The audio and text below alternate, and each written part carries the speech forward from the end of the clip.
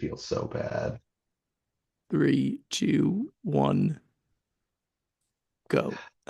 Hello. This is Corey Thompson, creator of Dice Tower Dish, the Nerd About podcast, and executive producer of Above Board TV. Look at this guy. He's got more titles now. This is the I could list Podfather. more. This is the Podfather of gaming, Stephen Bonacor. You are listening to Board Games Insider, episode 337. And we're recording Man, this on September 28th, 2024. Board Games Insider is proud to be powered by Board Game Geek. That's not like the most mean sounding way of saying it, I that think. was pretty good. I do it better, but you do No, it okay. Corey, how's it going, man? I know you're not. How long did it take us to try to figure out a date to record this We podcast? This is the fourth attempt to try to get us together to do this, As you can see, and Ignacy uh, not here. It's kind of late where he is, and he's I probably I sleeping would right now. say it's our fault for this one because we kept changing it over and over and Yeah, over. yeah, With your travel, with my travel, yeah.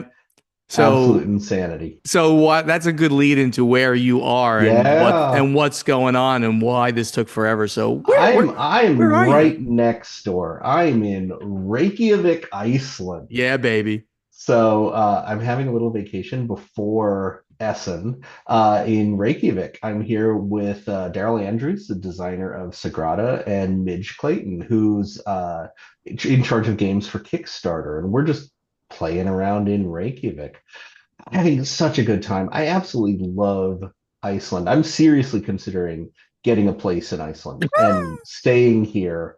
I mean, I went last year, fell in love with it then. I am here again, still love it to death. The weather is perfect for me. The food is amazing for me. The people are so friendly. I love Iceland. This will I be like can't a say it enough. this will be like a third or fourth house that I won't get invited And, to. yeah, I'll invite you, and you can come to Iceland. Nice. So, really cool things that I've done. I had dinner with my friend Nick, who I have to do this in order of really cool things. So I'm trying to judge what's going to impress you the most. He was the voice of Palpatine on the Clone Wars animated Wow. TV show. Whoa. He was the Russian president on 24. Okay, that's pretty cool. I didn't watch 24, He but this was series is good. Richard Malkin on Lost. Oh, which one is Richard Malkin? I Which didn't guy? watch Lost. You didn't watch. Okay, and here's the big one. He's the bass player for Foghat.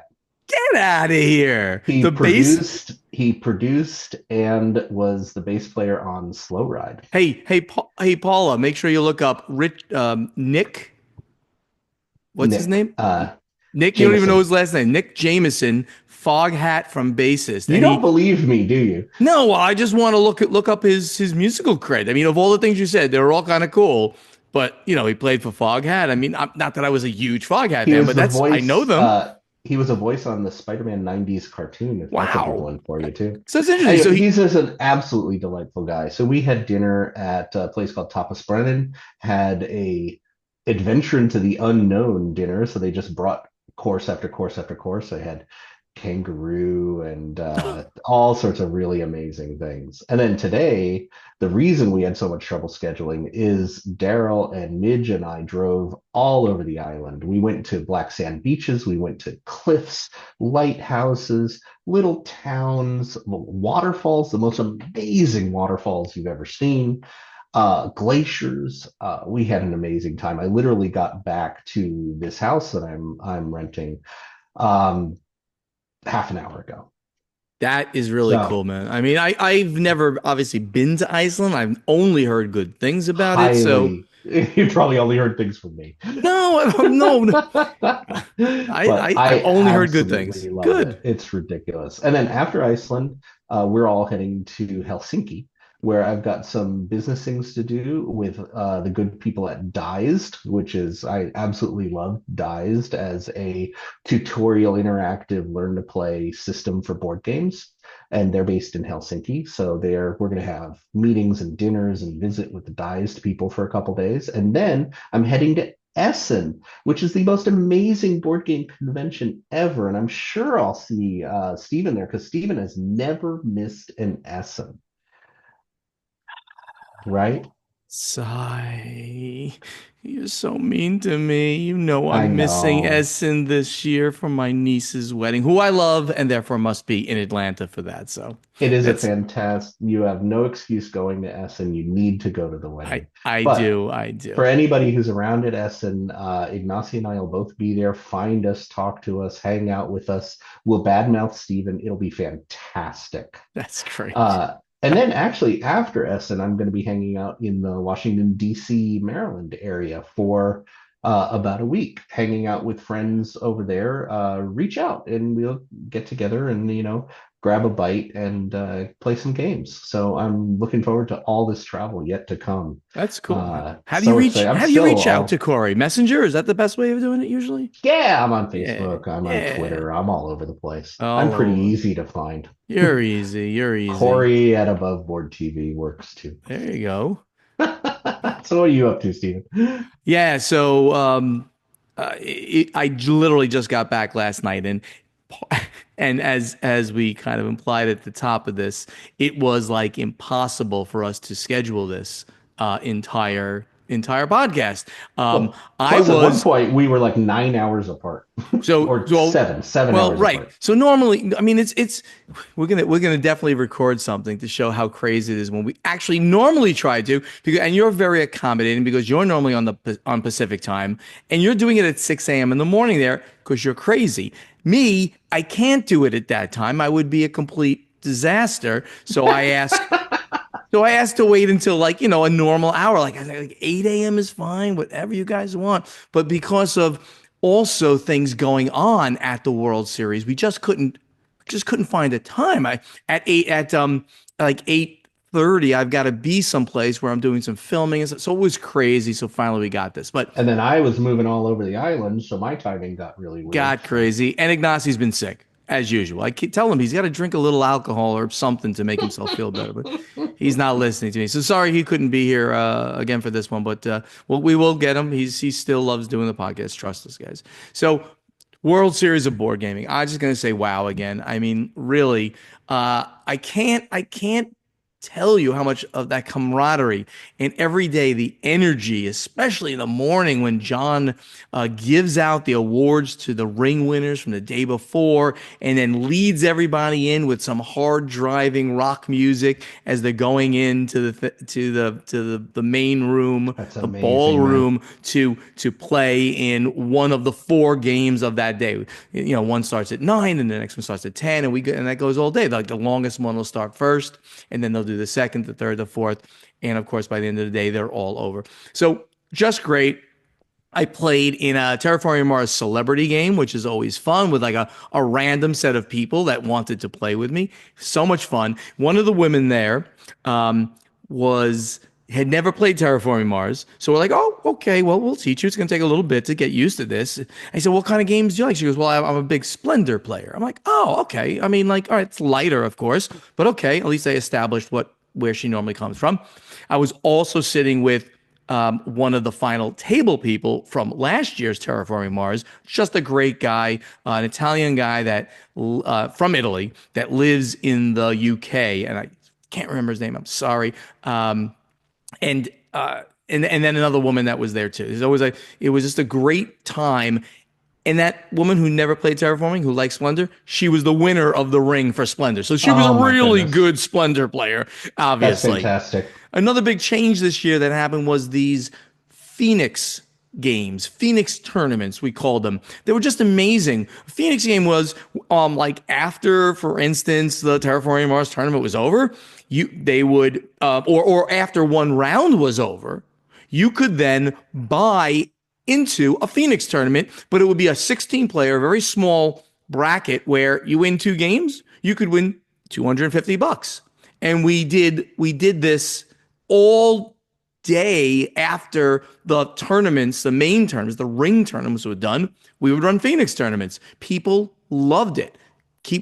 And then every morning we would give them money just in cash. John would get up and say, like, okay, you won, huh? 100, 250, done. Next person. Well, it was a slightly smaller. It was only 10 players. You get 200, 100, 200. It was a formula on how to do it. So just a lot Oh, of fun. And cool. everybody loved the fact that, so they got knocked out of their favorite game. you can get into a Phoenix tournament, play for a smaller amount of money. No, like, $1,000 ring and a potential to win 25,000, but you're still playing your favorite game. So you can do that. Really, really cool. The finals were amazing. It was again Dune Imperium. It's a random draw. So of the 16 games, it got picked again. And next year it will not be Dune Imperium because it's Dune Uprising is being substituted, Nice. right? We got to keep up with the times here.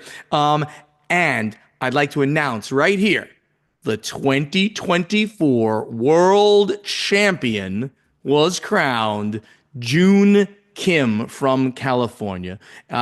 Really nice guy, very humble. He got up and made his little speech. Let me also recognize Alan Zhao, James Liao, and Jukka Otanen.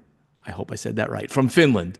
So it was just a really great time. They literally all of this was streamed live on the Dice Tower network, and the participants that were hanging out were watching it like on a big screen TV outside of the ballroom. So keep everything in there by That's themselves. awesome, man. It was really a great time. So, and there's a lot of big plans coming up. I got, I'm on the board, so I got privy to some major plans coming in the next year. So let's You're keep that hiring under Corey, wraps. right? That's Hiring Corey? I mean, for a maybe, lot of money. yeah, maybe you can come. Maybe you can pay your own way and get there, you creep. I'd Anyway, love to go. It just gets better year after you year. should. You should think about coming when you're not like, I don't know, like in Iceland. Okay.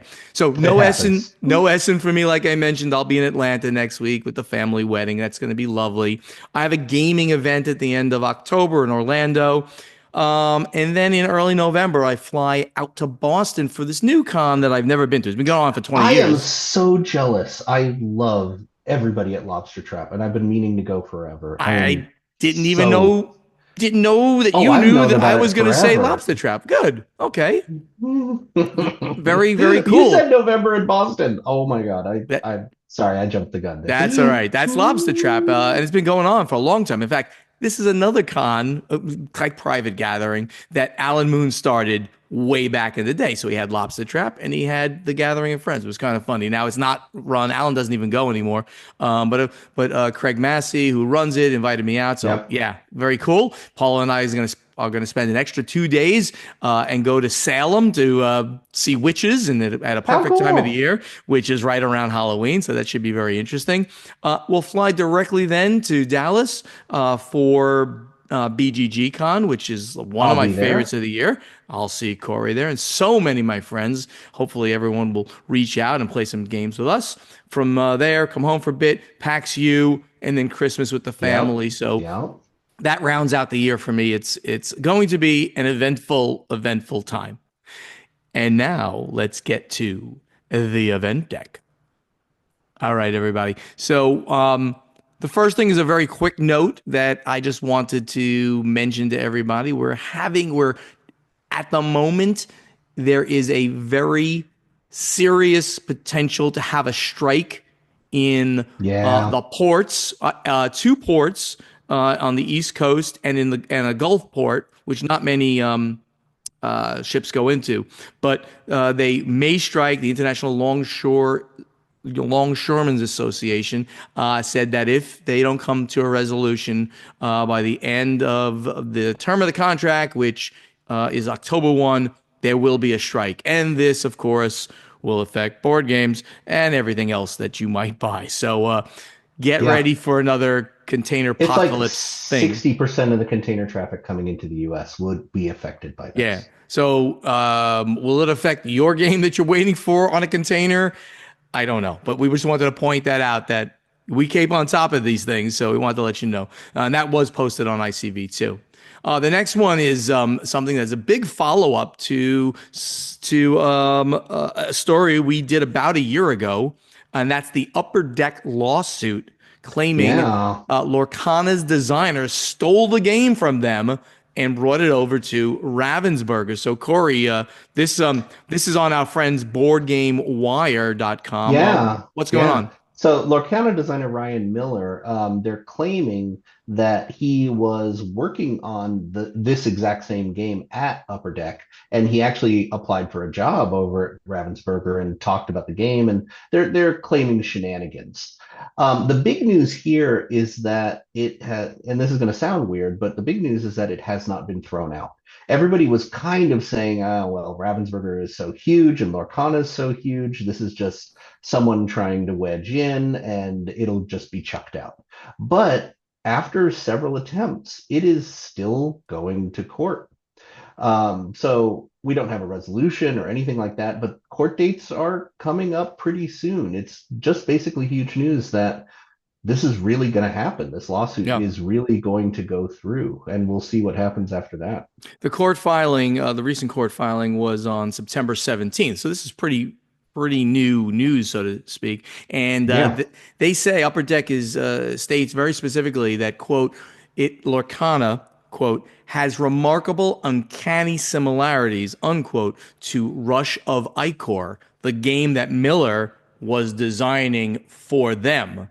And that's why this suit is going on. And this is Yeah. 15 They months. actually push it a little further, and Upper Deck is saying that Ravensburger, quote, aided and encouraged, unquote, the stealing of the design. Yeah, that's a That's pretty a bold serious thing. statement. That's a bold move, Cotton. I mean, really is very bold for them to say that. But those kind of statements you're going to get in court filings. And as you implied, this is almost surprising, right? That it's still moving forward. There's been several claims that have survived motions to dismiss from Ravensburger.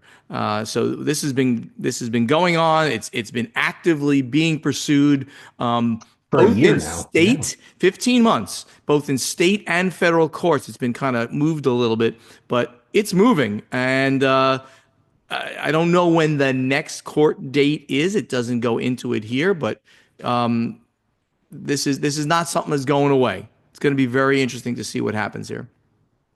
Next Yeah. thing, go Yeah. ahead. Yeah, the next So thing the we next one is the announcement of the nominees for the Zenobia Award. So Zenobia has been going on for a while. It first started in 2021, and it is an award that looks to shine a light on diverse historical game designs from creators that are in marginalized groups. So an award that I look at because oftentimes these are games that are going to come forward and end up in our industry. They're really interesting ones. We've had some games in the Coin series that have won the award.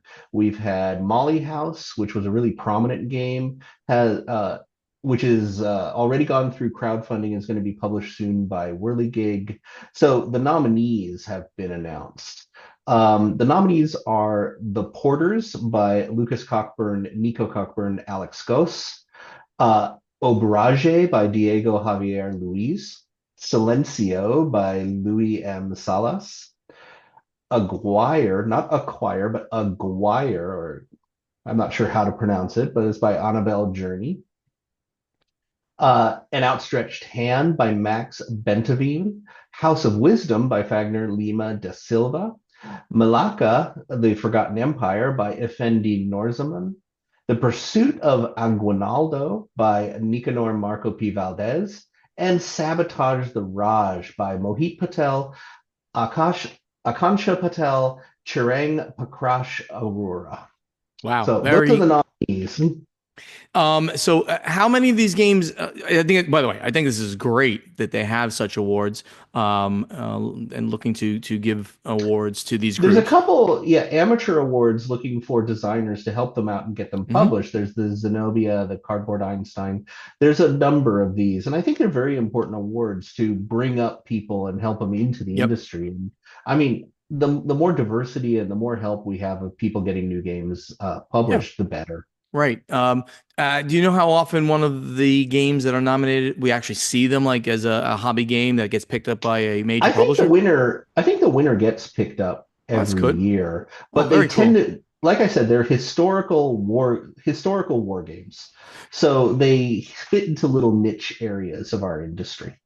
War games or just historical games? Kind of like looking I'm sorry, at they are historical games from creators in marginalized groups. Yeah.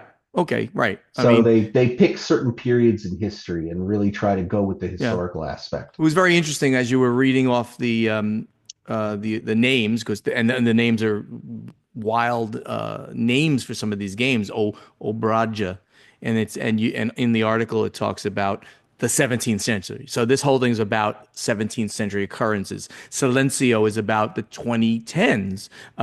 Aguirre is 1560. So really, they have specific dates and date ranges that they're covering in these awards. I Oh like this yeah, idea. Very cool. Very, very cool. Then the last one, Corey, I had to add this one. Now, normally, I know. We well, don't because usually do game announcements, and we you have don't. no interest in this IP in the least little bit. This IP in the least or this game in the least, but we had talked about a game that you and I played um, with some people from Asmodee and others at Kubla Khan, but we couldn't talk about it Yep. because it wasn't announced yet. So I would like to announce what it was and kind of give a shout out to everybody involved with this game. So Asmodee reveals the Fellowship of the Ring, the trick taking game, and it's a card game by Brian Bornmuller, who is the head of Office Dog Studios, the studio that picked up my game, which And we haven't announced I, the title yet. and I know that you and I always kind of banter back and forth about who knows the most Lord of the Ring knowledge and who's the biggest fan. I have to throw out there that Brian Oh my is God. the biggest Lord of the Rings fan freak, knowledgeable guy I've ever run into in my life. He's darn good, and I refuse to I admit think he he's knows better more than than me. I think he's better than both of us. He's better He than might me, be. which means he's better than you. Oh, okay. There you go. There you go. He is not B, but never mind. But There you go. Brian's a There you go. great guy. He's been in the industry forever. He started over at Fantasy Flight Games and then Yeah. moved with that to PSI to Asmodee. So just great. But we played this game, the I prototype, have of played course. through the whole game That is five cool. times now. You have too much time on your hands, sir. Um, we played this game together at Kubla Khan. I absolutely fell in love with it. I gave Brian feedback. Brian sent me the second game, which of course has not been announced, but maybe you can figure out just from this game what the Oh, I second. hope you didn't send it to anybody else. Oh, and you might have a copy too. Okay, but anyway, let's just give a big shout out to Asmodee, Bree Woodward over there, who does a great job Oh working my on God, yeah. the back end, So putting much it all thank you for together. Bree. Bree put a copy in my hands and I played. I mean, the cards are falling apart. I've played it so Yeah, often. It is and such a good game. and I every should describe really quick that the game is a cooperative trick-taking game, like the title says, and it is reminiscent of The Crew, but it is so yeah, thematically perfect. yeah, It is 18 missions that match the 18 chapters in the book, The Fellowship of the Ring, with characters in each chapter as prominent playable characters. And yeah. it's so good. You literally are playing out the book. Chapter one, a long expected party. And there are several characters there that you Yep. can select from. You must select, Frodo, for instance, and you might, I don't know exactly what it You is. just you You just select the characters, understand. and then you play this trick taking game that has to do with that chapter. And then you It's move so on. good. And And next you chapter might have understand different the characters. dedication because they announced the game on Bilbo's birthday. Yeah. That just is one tip of the iceberg of how much dedication they had Yeah. to the source material. Exactly. So congratulations to them on that. It's a take my money situation. It's going to be great. I can't wait. Oh yeah. Now we have to get over to strategy and tactics. All right. So we're doing okay on time. Hey, let's take a bunch of questions here. Rob McClune, good guy, good friend, at Yes. Phantom Existence on BGG. He says, I hear Stephen and Corey often talk about trips or playing games with friends that live far away from their homes. If you're comfortable with it, tell us about your home groups. We can't all have a convention hall in our homes. Looking at you, Corey. I So love I have a that. home group for the convention center in my home. No, shout out to my very best friend Barry. Barry builds furniture and helping things. He built me war rakes, the things you see in James Bond movies to grab the chips and scoot them across the table. He has done crazy amounts in the house, and he's definitely, I play tons of games with Barry, mutual friends, Adriel and Richard, absolutely lovely couple. My PA, Maggie, who comes and plays all the She's time. amazing. Uh, it's just I have such a good support and friend group around that home who both help me have people over and help negotiate getting all the people where they need to go and just play games with me all the time. So shout out to all of them. That's cool. Now, I have not nearly the space. My house is pretty small. I'm I think sitting you're away from home more too. and well, that's I was gonna get there. So I'm in my game room. My game group really essentially consists of Paula and me. Paula, what are we playing tonight? Paula's over there and she's listening into this. We might be playing Gnome Hollow. She kind of was trying to get me to do that. Fantastic. Yeah, I have not played it yet. It's so good. I'm hearing good things. But we also have some local friends that will get together when we're around. And I've mentioned them many times, Carrie and Rod, you know them well. And I'll mention Phelps. They're all over the place. Carrie and Rod Phelps. They're constantly posting in all the darn groups. They're just good people. Who happen to own a brewery too. So we go to the brewery when we're home on a Thursday night, which is not often, as you just said, and we Yep. play Did I we play mention the games. people I'm renting this house from own a brewery in Iceland? No, you did not mention that. Thank you for making me even They more stocked jealous. the house for me. FOMO, baby. I have FOMO. So that's the current state. Back in New Jersey, my game group was significantly bigger. And I used to run, it's a little, and I'm sure I mentioned this 10 years ago on the podcast because I was back in New Jersey. I used to run Corey, Corey, Corey, game days that were much, much, much bigger than any game day you've ever run at your house because I had a tremendous amount of space, more space than you even. My game days got up to with a total number of people that might come and go, but a lot of people would stay all day. Oh, up to 70 plus people at times. I had a fully finished basement. We had tables all over the place, and we put tables on the first floor. I always told people the only place you can't go is into my bedroom upstairs, right? Nobody goes upstairs, just stay down here. But it was great. I had a 40-person poker tournament I used to run every quarter with this. So that was my big game day. Game day at the Stronghold, we called it. It was great. Super cool. Rob continues. Oh, Rob's got three questions here. Time is passing and things change with time. That being said, I started gaming. When I started gaming, I used Catan and Ticket to Ride to introduce players to the hobby.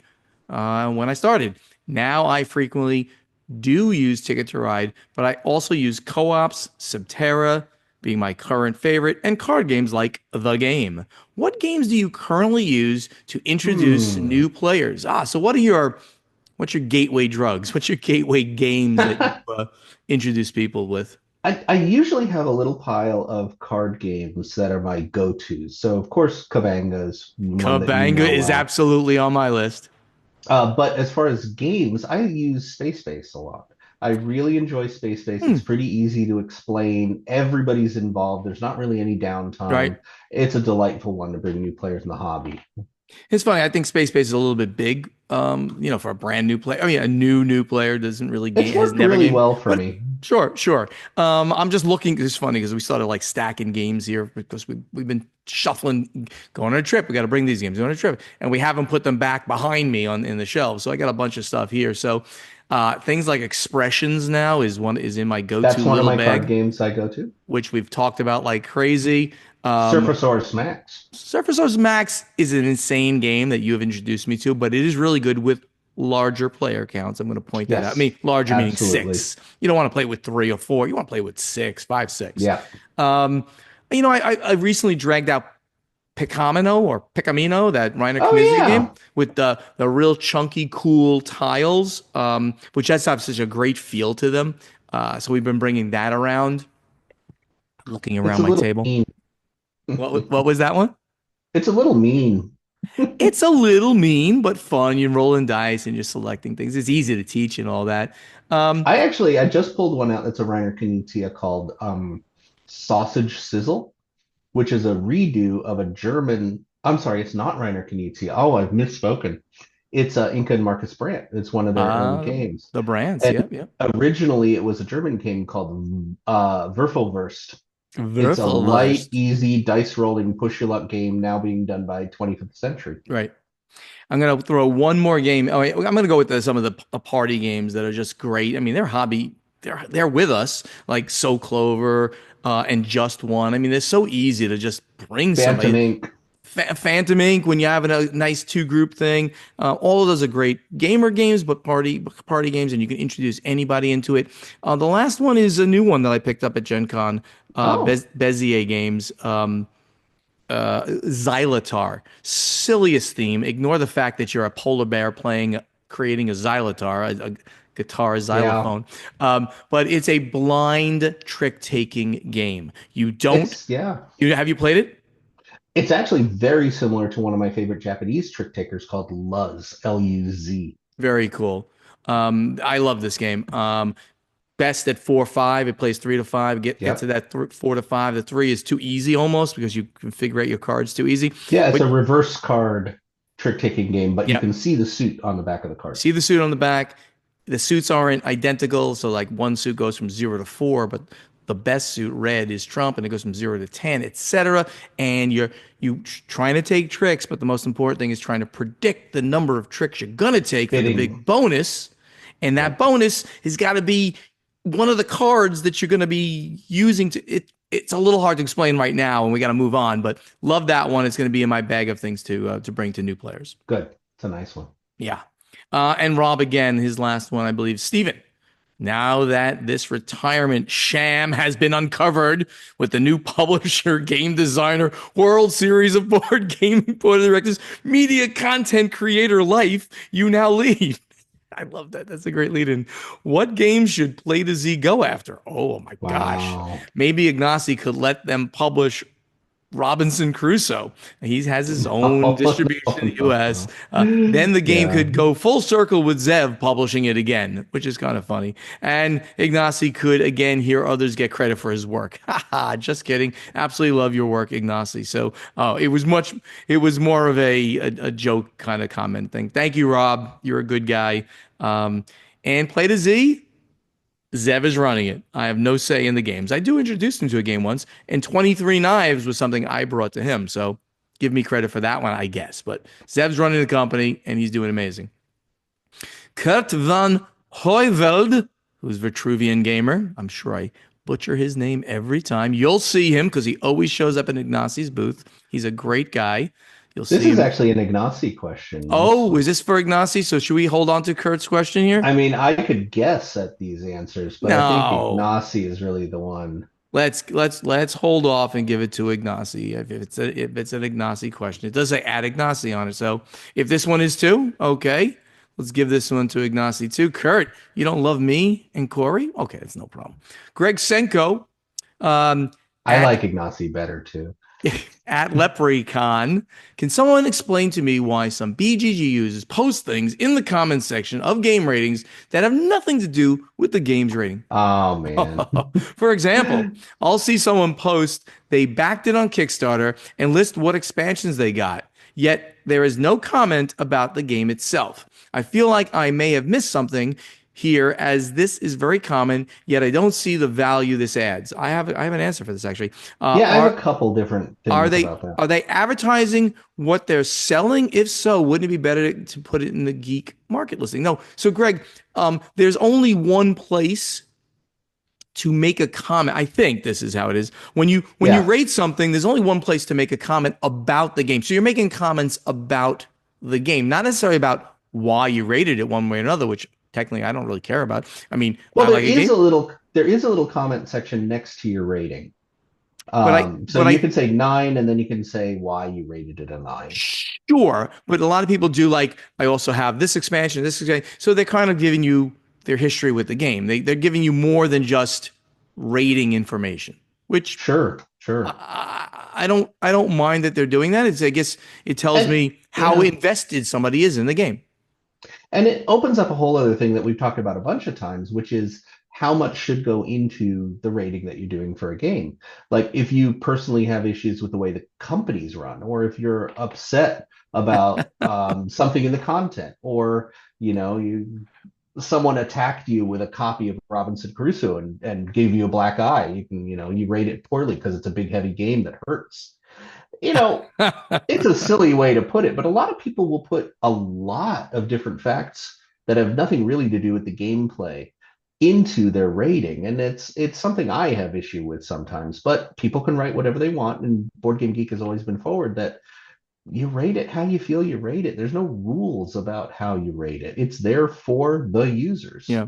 Someone So actually posted, and you can see this where I'm highlighting now, is that they posted about that. It's just a memo field. So people just add stuff in there besides their rating. So you're looking at it, Greg, from a perspective of like, well, they gave it a 9 and then they said all this other stuff. But it's a memo field about the game. It's a place to put information. and I it might wouldn't. be an information spot for themselves. Like Yeah, I that's what rate I a mean. lot of games, so I might put a little reminder of what about the game. Yeah, that's exactly what I think that most people, some people at least, are using it for. So thank you for the comment. Joshua Danish, Jay Danish on the Geek. In the most recent episode, this was from December of last year, so this is Yeah. 9 months. 297. Corey mentioned that his game collection house is a setup like a convention center, as we already covered today, even. Is there any place we can see photos or a video or Wow. a tour? When Game Boy Geek did his Dream Game Room tour a while back, it was pretty cool to see. I'd also love to see Steven and Ignacio's gaming spaces, but it sounds like Corey's is truly unique. Got to know what to aspire to. Yeah, well, you kind of see mine behind me, but the shelves only. I'm Yeah. on my game table, on my game theory table, which I love to death as a both dining room table and gaming table. My War of the Ring collector's edition. I have pictures that I can show you some shelfies and things like that. I can post them at some point. Corey, did you ever It's think about actually a doing good it? idea. I should do that. I should do a little tour of the gaming space and the house and things like that. Because I did set it up to have lots of people over to have nice little gaming conventions. Like they're not huge. I usually tell people that I can comfortably have about 20, 25 people at the house, uncomfortably about 30 or 35. And what I can recommend is recently Cardboard Alchemy did a series of videos promoting Andromeda's Edge and Critter Kitchen. And some of those videos actually went into tours of my house. So there's some nice videos if you look up Cardboard Alchemy's videos that they've recently put up. And this is going to be about a month ago. So this is going to be August, September of 2024. Very cool. So when are you going to release your next video for all your game space and all that stuff that we've talked about I here? don't know when I'm home. When you're home. I'm home end of October, I think. All right, I think we have to move on. Let's get over now to play testing. So Corey, you asked us a question last week. Why I don't you did, I did. why don't you re-ask it and I'll go find some cool things to talk And about. honestly, this wasn't a question as much as a prompt for Yeah. some cool stories. I knew everybody would answer the same thing. My question was, the group we play with is just as important as the game we play. Have you ever played a game that was absolutely terrible, but you loved it just because of the group? Uh, so we had a lot of really So cool answers this one. I love this story. So, This so yeah, I mean, I like the fact that a lot of people were hiding the name of the game that they wanted to say was broken or they didn't like it. So, and I Evan, get that. I don't love yeah, saying this game is bad. yeah, I So know, and I know, but I mean, hey, like I said, like I talked about one of my favorite games, Betrayal at House on the Hill, in that first edition. Oh my God, there were some things that just were it's such a were broken game. were crazy. And I love that game, and I will play that game anytime somebody wants to play it. I just even bought an expansion for the third edition, which is not broken, or at least less broken. It's not broken. That I never knew existed. I bought the oh, it's a Christmas themed one. It's got like the Oh, I Krampus. don't know that one. Yeah, I'm looking for it on my table here because there it is. Evil Reigns in the Winter. Victor's Pal. I It's a remember the announcement, and I missed that it came out. Yeah, and it's like at least I think it's 2 years old already because I looked at the copyright on the box, and I happened to be in a New Jersey when I was in New Jersey before the BGG cruise, and I was there just checking out this new store that was in my old neighborhood. Would have been great if I was it was there when I was living there, and it was in there, and I'm like, I gotta get this. You get a Krampus figure, and you get like an evil Santa Claus or something like that, Nightmare Santa Claus. It's wild, and of course, new haunts and things like that. So Wow. yeah, so Evan Halbert, he answered. Evan, we're gonna see him at BGG Con. He's an awesome guy. He's always hanging out Awesome. at the bar with me. He's a great guy. Um, he goes like, oh, definitely. There aren't too many truly terrible games, as most are just more or less to your preference. But there was an airship game, name omitted to protect the innocent, that was truly and horribly broken to the best of our rules best of our rules understanding and BGG forum searching. The game was theoretically to involve ship upgrades, map movement, pick up and deliver, and some other PvP airship combat piracy. But once I realized that a newly spawned airship had a decent chance of destroying what another player spent most of the game building up, I went full pirate. I attack you, roll some dice. Oh So man. so he said you better believe it. So it was interesting that people were bringing out these games that they realized are broken, and then they just embraced it and just loved it, but they don't want to talk about the name. I thought that was just very interesting. That's classy. I gotta It say it's it kind of is classy. classy. It kind of is. Anything So you found that was kind of cool? yeah, we got an answer here from friend of both of ours, Uli Blenneman, who's the owner Oh, of the best. Steelworks Games. And Uli says, absolutely. I'd rather play a mediocre game with a great group than a great game with a group that I do not like too much. So again, the group just influences the game so much. And we'll get to see Uli at Essen next week. Oh, I'm sorry, I forgot. You're not going to be at Essen this time. So You, I'll visit with Uli, and I heard Uli yes. brought some really good beer He too. he always brings me some beer. He's such a nice guy. I know. I'll drink it for you. Ron Graves from Canada, he says the group we play with is more important than the game we play. Yes, we have played games that we collectively thought was not a great game. Yes, even terrible. In Too Deep is the game he was talking about, but it's the group that makes the time spent with any game fun. And the food helps too, but mostly the group. The fun with the games that aren't great Yeah. is watching the players openly express their frustration with the game and the chirping towards each other that we can go along with. Only a small Well, percentage of games are truly great. board games are our chosen social lubricant because we are a group of misfits. Right? Right? Right? So, answer from Sean Fleury. I have to give a shout out to Sean. Sean was co-writer on Dice Tower Now for a very long time. Absolutely, just such a good worker, such a good writer. Loved everything that he threw in front of me. Such a good guy. And Sean writes, no, it's easier for me to hang out and socialize with the group while watching them play than it is for me to suffer through playing a game that's terrible. Also, it's better for the rest of the group because they don't have to deal with me being an irritable pain in the butt. Yeah, you go. Sean, I've never seen you be an irritable pain in the butt, Sean, and I'm pretty sure I've played some terrible games with you. One more, Ann W, who I'll see at the end of October. She goes, all the time. There are games that require the right group to play, like Betrayal at House on the Hill and Thunder Road Vendetta.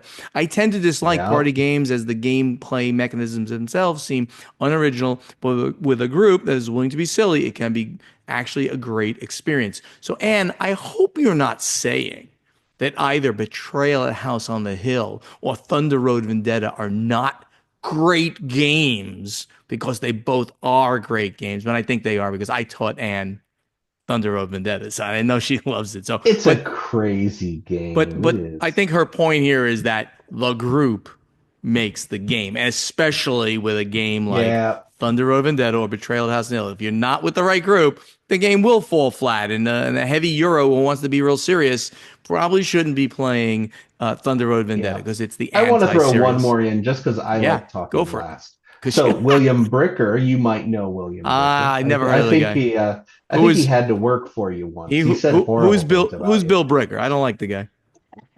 He says, without saying the name, I purchased a game some years back that looked really terrific. Great table presence, strong theme, and an interesting combination of mechanics. After our first playthrough, all of us were confused about particular elements in the game. They weren't mentioned in the rulebook. We all enjoyed the theme and had a fun time, though, so several of us set out to figure out the issues. A week later, armed with an 8-page errata for a 24-page rulebook, we tried it again. Tons of fun. A game being unplayable out of the box is my definition of a terrible game. But thanks to the patience of my playgroup, this terrible game still makes the table 5 years later.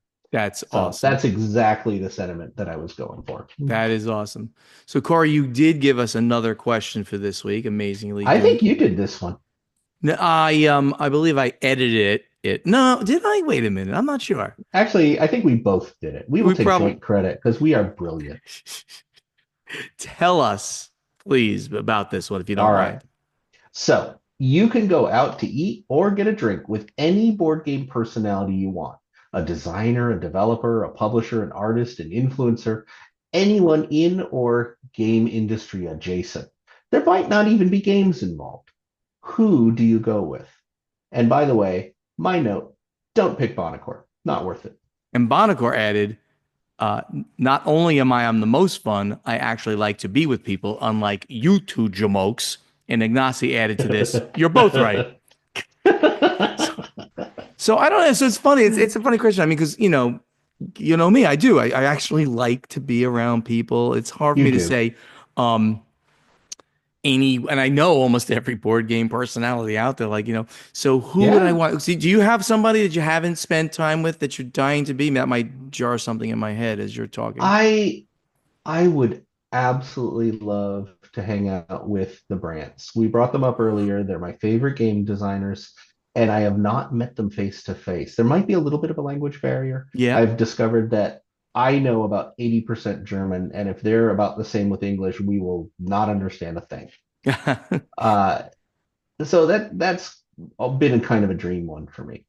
I have met them very briefly. It was at like the Spiel des Jahres award presentation or something like that that I Wow. was at. Yeah. Little bit of there will be a little bit of a language barrier if you meet them. They speak some English. Uh, Ich kann ein bisschen Deutsch sprechen. yeah, and you would be able to get by. Stefan Feld, I've met him a number of times, but I would love to get to know him Oh, more yeah. because he was such a nice person. A bit of a language barrier there too, but he was able to get through it enough. And I'd like to point out that I have gotten to know Matthias Matthias Vigge, Oh, yeah, yeah, yeah. from the Arc Nova designer very well at the Nice. last two um, World Series of Board Gaming. Lovely. He came out because they're bringing designers for many of the games that are being played, and you get to play with the designers and meet them and speak to them and all that. So it's another reason to come to the World Series. You get to That's meet and hang fantastic. out with Matthias. He's so wonderful, and I've really enjoyed his English is very good, perfect, and it's so he's such a nice guy. We've had a meal together, we had drinks together, just good. Somebody that I just don't know. I know everybody, I guess, or just about of. You know And what? I I, would, I would like to pick just because I like to pick Rainer Knizia. Now I have met him, but it was a quick business meeting, so I don't yeah, know him. yeah. And most people say He's he's just funny. he's just very German, so very reserved, and he's slightly older. But With you know what? with above board, he was hysterical. He was Good. funny. He was really on the ball. It was great. That is really cool. So that will be my I pick. I want to throw out there that Stephen actually is an absolute delight to get together Oh, with and have meals with and all that. I just had to put oh. in, don't pick us because we don't want to hear No, that's true. Yeah, no. Well, how about this? We can say to it. everybody, you can pick us, but No, after no, you no. pick us, then pick somebody else. I mean, if you want to say, oh, I would love to have a drink with Bono or something, but then go out and pick, somebody else that you admire, that you've talked to in the industry. That'd be kind of cool. So Bonacore right, tells great stories. I try. So right now, I have already placed this question on in the guild on Board Game Geek. So please go there, find that question, and give us your answer, and maybe we'll read it next week. We just love that interaction with you. Let's get now to the final scoring. Thank Bum, you all bum, so much bum. for listening and help us spread the word about this podcast by telling your friends to download Board Games Insider wherever they like to get their podcasts or watch Board Games Insider on the Podfather of Gaming YouTube channel. Do you want to be part of this podcast? You can. Go over to the Guild on Board Game Geek. First, become a member so we can beat everybody else there as the most members in the guild. Ask us questions for strategy and tactics and answer our question to you from our playtesting segment simply by posting in the correct thread. It's easy, I promise. Just do it. Check out the websites, which are getting longer and longer: They boardgamesinsider.com, are. portalgamesus.com, podfathergaming.com, dicetowerdish.com, play2zgames.com, and And Nerd About aboveboardtv.com. Show.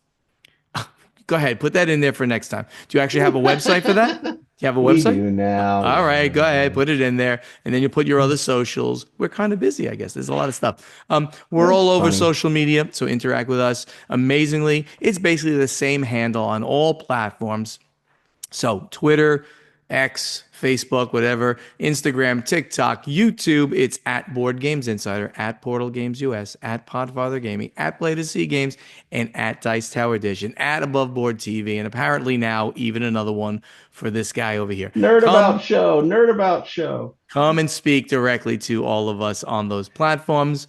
And the YouTube channels are particularly the ones we'd love for you to go check out. That's Portal Games Studio, the Podfather of Gaming, and Above Board TV. We'd love to meet you in person. So we've talked about all those conventions at the top of the show for me until the end of the year. So if you're going to Yeah. be there, Come come visit with talk to us at us. Essen. It'll be. Oh, that's right. You're not going to Essen this year. You know what? And there won't be a meetup because I'm the one who always pushes it. And by the way, the two of you should do a live episode together when you're there. And you know what? It probably won't We'll happen. try. I'll bring all my equipment. It I'll probably, I'll bully Ignacy into it. I need video too. That's all I'm going to tell you. All right. Above Board Games Insider was professionally edited by Joshua Bowman from Tabletop Submarine Podcast. If you want your podcast edited by Joshua, you can reach him to discuss at tabletopsubmarine@gmail.com. And that great voice you're here doing the intro, the outro, and in between segments is that of Ray Greenlee. He can be contacted to do voiceover work at raygreenleevoiceover.com. Corey, don't say it. Don't say Essen again, please. Sir. Don't say Essen again. Don't be mean. Essen. There I you go. actually do have a special thing to talk about. Oh, cool. What do you got? So above board, as you know, we do kind of wild videos and we go to exotic places and we do strange things. The most recent thing we did is we played Thunder Road Vendetta with the help of Restoration Games at the event Wasteland Weekend. And Wasteland Weekend is basically Burning Man, where everyone cosplays as Mad Max. And there's vehicles and cars and battles and fires, and you can actually get kicked out if you don't cosplay enough. Our team, headed by Leaf, won Best in Show for our cosplay and car build at Wasteland Weekend. I'm so excited about this. There's Such a good team. those who watch the podcast on the Podfather of Gaming YouTube channel would see my head planted in my hand. I have a Did you hand. want to go to Wasteland Any Weekend? particular reason that you didn't mention It this to just me? happened. Yes, because you're out of town. They literally won it yesterday. Very cool. But was I not informed that maybe I could have made it? Maybe I could have flown over to LA first or wherever the heck you were. It I was don't really far away. Wasteland Weekend is like it's in the middle of nowhere. It's in right outside of Vegas, it's outside of Vegas, kind of. which is exactly where I was yesterday. Oh my God. You know, can't everybody, visit. That's the thing. You cannot visit. we're They don't allow it. looking for a new co-host on the show. I just want to point that out. So No, no, Ignacy no, and no. I am now putting up a call shout out for new co-hosts. Okay, everybody out there, I'm not Such a speaking to mean Corey man. anymore, so notice I'm Such a talking to mean you. man. Everybody, see you later. Bye-bye. See you Bye. next time, everyone.